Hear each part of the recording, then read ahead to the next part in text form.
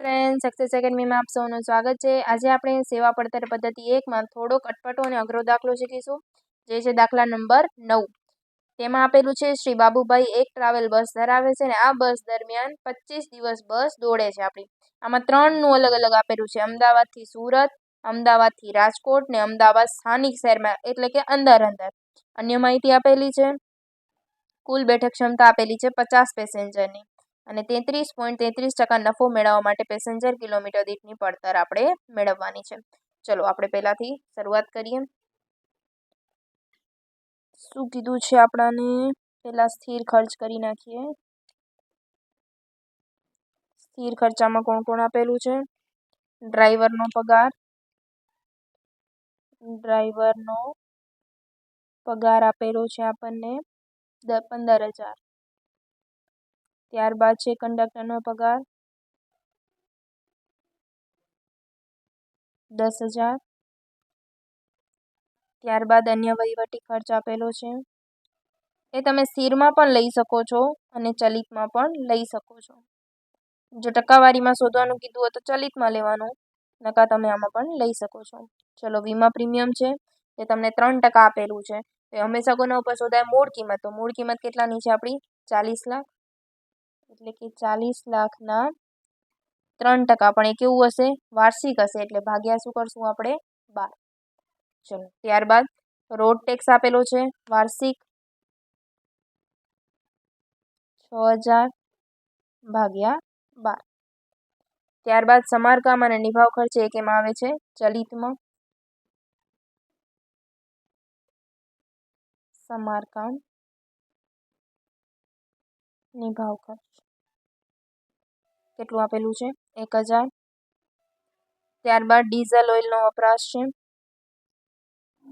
ડીઝલનો વપરાશ।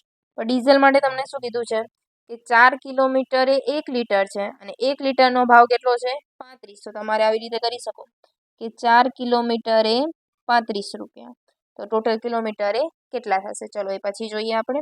ત્યારબાદ ડુપ્લિકેટનો ખર્ચ આપેલો છે,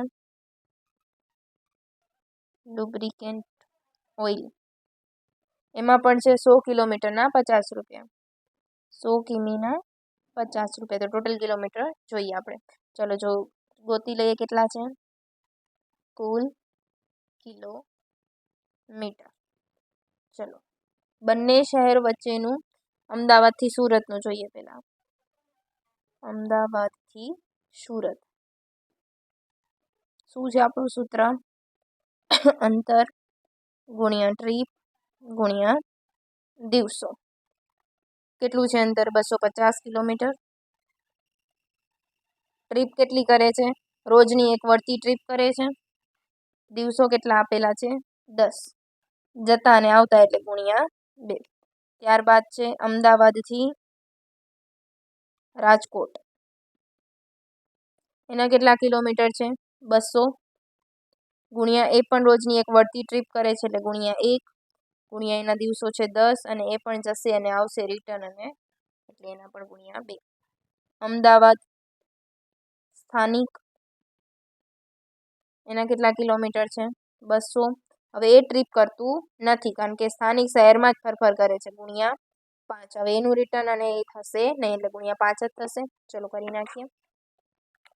250 ગુણ્યા 10 ગુણ્યા 2, 5,000। 200 ગુણ્યા 10 ગુણ્યા 2, 4,000। 200 ગુણ્યા 5, 1,000। સરવાળો કરી નાખીએ, ટોટલ કેટલા થશે? 10,000। કુલ કિલોમીટર મળી ગયા આપણને 10,000। ચલો અહીંયા કરી નાખીએ તો કે 10,000 કિલોમીટરે કેટલા રૂપિયા? તો ગુણ્યા 35 ભાગ્યા 4, એટલે કેટલા આવશે? 87,500। ચલો ત્યારબાદ 100 કિલોમીટરના 50 રૂપિયા, તો 10,000 કિલોમીટરના કેટલા રૂપિયા? 10,000 ગુણ્યા 50 ભાગ્યા 100, તો કેટલા આવશે? 5,000।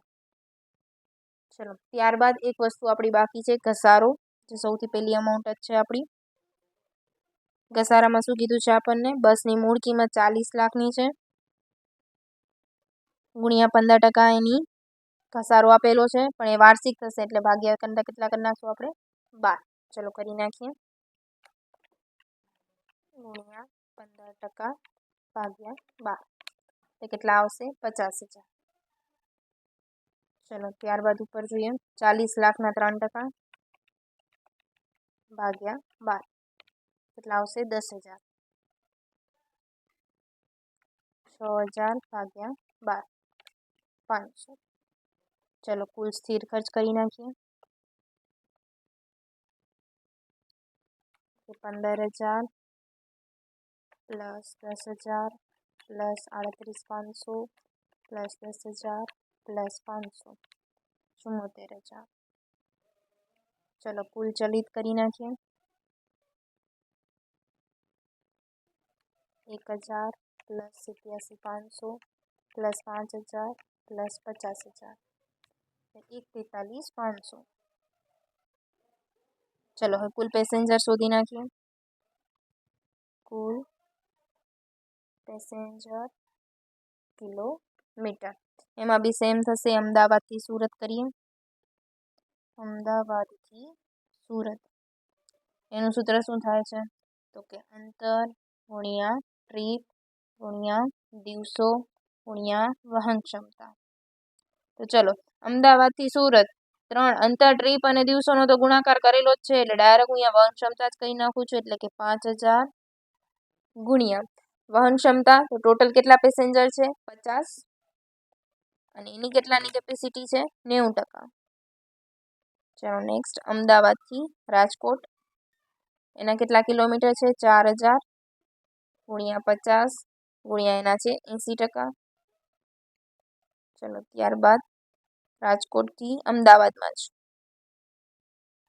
એના કેટલા કિલોમીટર છે? 1,000 ગુણ્યા એ પૂરેપૂરું છે એટલે 50 ગુણ્યા એના પૂરેપૂરા થાય એટલે કે 100% જ આવશે પૂરેપૂરા. ચલો કરીએ. 5,000 ગુણ્યા 50 ગુણ્યા 90% એટલે 2,25,000. ત્યારબાદ 4,000 ગુણ્યા 50 ગુણ્યા 80% એટલે 1,60,000 અને 1,000 ગુણ્યા 50 એટલે 50,000. ચલો સરળો કરી નાખીએ. કેટલા આવશે? 4,35,000. ચલો લખી નાખીએ 4,35,000. ભાગાકાર કરીએ.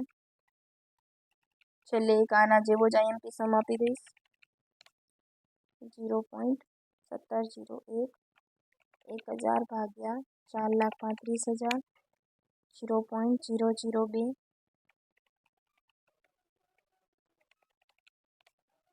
0.20